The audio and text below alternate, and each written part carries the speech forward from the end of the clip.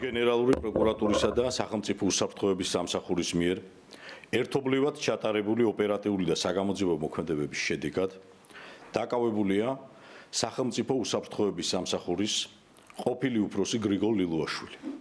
გენერალური პროკურორის გიორგი გვარაკიძის ამ ბრიფინგამდე რამდენიმე წუთით ადრე სახელმწიფო უსაფრთხოების სამსახურის ყოფილი უფროსი საგამოძიებო უწყებაში გამოკითხვაზე მივიდა და თქვა, რომ დაკავების შესახებ არაფერი იცოდა.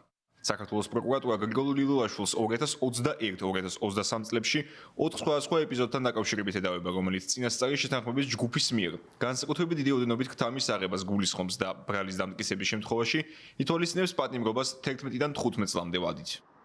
პირველი ეპიზოდი 2022 წლის ოქტომბრის თვეში მან თურქი ინვესტორი ჩაღათაი ულქერისგან ეკონომიკისა და მდგრადი განვითარების მინისტრის იმჟამინდელი პირველი მოადგილის რომეო მიქაუტაძის მეშვეობით ქრთამის სახით აიღო 1 მილიონი ამერიკული დოლარი.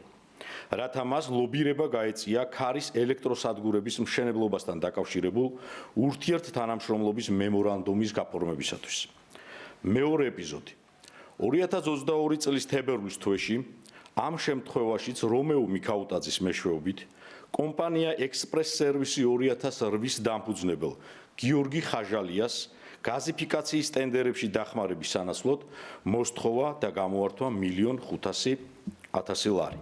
გრიგოლ ლილუაშვილი თავისი თანამდებობრივი მდგომარეობის გამოყენებით ქრთამის აღების სანაცვლოდ მფარველობას უწევდა თავის მეგობარს, თბილისის მერიის საბავშვო ბაღების მართვის სააგენტოს ყოფილ დირექტორს კახა გვანცელაძეს. 2021-2023 წლებს, როდესაც მიუხედავად ამ მიმართულებით სახელმწიფოს მიერ დეკლარირებული სამართლებრივი ბრძოლისა, ქვეყანაში მაინც რჩებოდა რამდენიმე ათეული თაღლითური კოლ-ცენტრი. მოწმეთა ჩვენებებით, აღნიშნული კოლ-ცენტრებიდან დიდი უმრავლესობა ეკუთვნოდა პირთა ჯგუფს, რომლებიც მიღებული შემოსავლებიდან სხვადასხვა ოპოზიციურ მედია საშუალებებს აფინანსებდნენ. ეგრეთ წოდებული კოლ-ცენტრების საქმის შესახებ წარსულში ჟურნალისტური გამოძიება მოამზადეს ტელეკომპანიებმა ფორმულამ და მთავარმა. მაშინ გრიგოლ ლილუაშვილმა მედია საშუალებებს ცილისწამებისთვის უჩივლა. საქმე სამივე ინსტანციის სასამართლოში მოიგო, ორივე მაუწყებელს კი სიმბოლურად თითო ლარის გადახდა დაეკისრა. ლილუაშვილის სარჩელი ერთ-ერთი პირველი იყო, რომელმაც საქართველოში უსაფუძვლო ცილისწამების საქმეებს დაუდო საფუძველი. მაშინ ტელეკომპანია ფორმულას და მთავარს, ასევე ლევან ხაბეიშვილს მიადგა და დაობდა კოლ-ცენტრების მფარველობას, როგორ მაბრალებთ ეგ ცილისწამებაო. მართლმსაჯულების სისტემამ მაშინ წარმოუდგენელი სისწრაფე გამოიჩინა და სამივე ინსტანციაში საქმის განხილვა წელიწადსა და რამდენიმე თვეში დაასრულა. რა თქმა უნდა, ლილუაშვილის გამარჯვებით. ჰქონდა პატევი ამ საქმეზე ფორმულას ინტერესები დამეცვა სასამართლოში. წესიერ ქვეყანაში კეთილსინდისიერი სახელმწიფო ინსტიტუტები მაშინვე დაიწყებდნენ გამოძიებას მის მიმართ და არა პირიქით ჟურნალისტების დევნას. გენერალური პროკურატურის შენობიდან სახელმწიფო უსაფრთხოების სამსახურის ყოფილი უფროსი ზაჰესის დროებითი მოთავსების იზოლატორში გადაიყვანეს, სადაც მას ადვოკატი შეხვდა. ყოფილი მაღალჩინოსნის უფლებადამცველის თქმით, გრიგოლ ლილუაშვილი დაინტერესებულია საქმის გამოძიებით, თუმცა ჯერჯერობით უცნობია, გეგმავს თუ არა ის შესაბამის სტრუქტურებთან თანამშრომლობას. ორი თვეა დაახლოებით გასული ჩხრეკიდან, რომელიც მის სახლს ჩატარდა და ამ ხნის განმავლობაში მას არც საცხოვრებელი სახლი დაუტოვებია და არც ესე იგი გამოძიებასთან დამალო არ უწია და ბუნებრივია ის თვითონაც არის დაინტერესებული. ბრალდების გაცნობის შემდეგ, რა თქმა უნდა, გარკვეული პოზიციას დავაფიქსირებთ, უბრალოდ ამ ეტაპისათვის ჩვენ ვიცით მხოლოდ და მხოლოდ ზეპირად ის რა მუხლით და რა კვალიფიკაციით იქნა ბრალდებული დაკავებული. ყოფილი თანაგუნდელის დაკავება მმართველი პარტიის წევრებისთვის ერთი მხრივ სამწუხარო მოვლენად შეფასდა, მეორე მხრივ კი კორუფციასთან სისტემურ და შეურიგებელ ბრძოლად. თავად გრიგოლ ლილუაშვილისგან განსხვავებით კი მისი დაკავება მოულოდნელი არ აღმოჩნდა ხელისუფლების ოპონენტებისთვის. როდესაც ხელისუფლება საუბრობს კორუფციის წინააღმდეგ ბრძოლაზე, ჩვენ ამას გულისხმობთ კიდეც.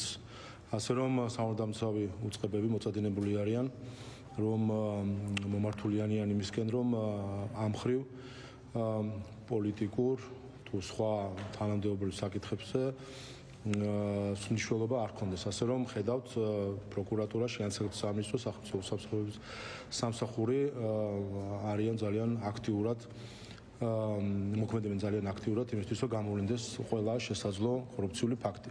მნიშვნელოვანი არის, რომ ჩვენ ის დაპირება, რაც პრემიერ-მინისტრმა მისცა პარლამენტს და ხალხს, როდესაც ის არქშეული იქნა პრემიერ-მინისტრად, რომ საქართველოს კორუფციის სიმცირით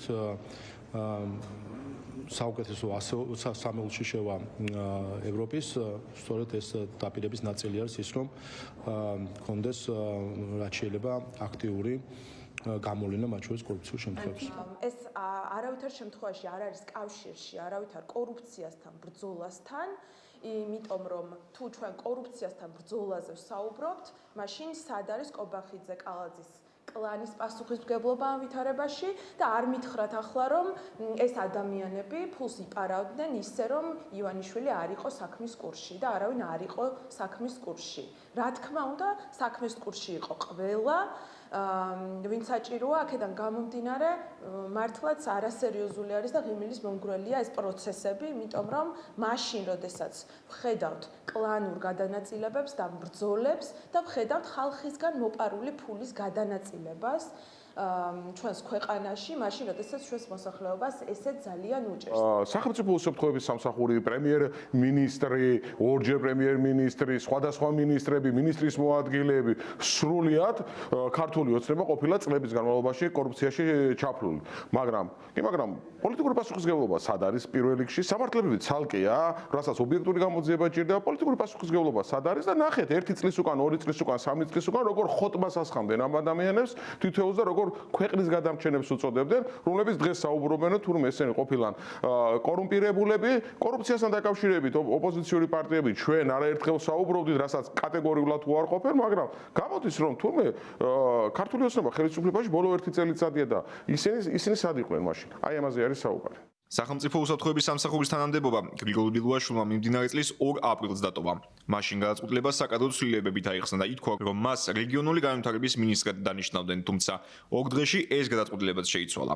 17 ოქტომბერს საქართველოს მთავრმა პროკურატურამ განაცხადა, რომ გრიგოლ დილუაშვილის სახლთან ერთად გაჭრეს ყოფილი პრემიერ-მინისტრის ირაკლი ღარიბაშვილისა და ყოფილი გენერალური პროკურორის ოთარ ფარცხალაძის საცხოვრებელი ბინები, საიდანაც ამოიღეს დიდი ოდენობის თანხა, სხვადასხვა ძეგლფასეულობა, დოკუმენტაცია და ელექტრონული მოწყობილობები. საგამოძიებო უწყების ამ ბრიფინგს მოყვა დაკავებების სერია, რომელიც ძირითადად გრიგოლ დილუაშვილის გარემოცვას შეეხო. ყოფილი პრემიერ-მინისტრის ირაკლი ღარიბაშვილის მიმართ საქართველოს პროკურატურამ მაშინ მილიონი ლარის ოდენობის გიგაუს შეფარდება მოითხოვა. კორუფციულ დანაშაულებთან დაკავშირებით ბრალდებულთა შორის არის თავდაცვის ყოფილი მინისტრი ჯუანშერ ბურჭულაძეც.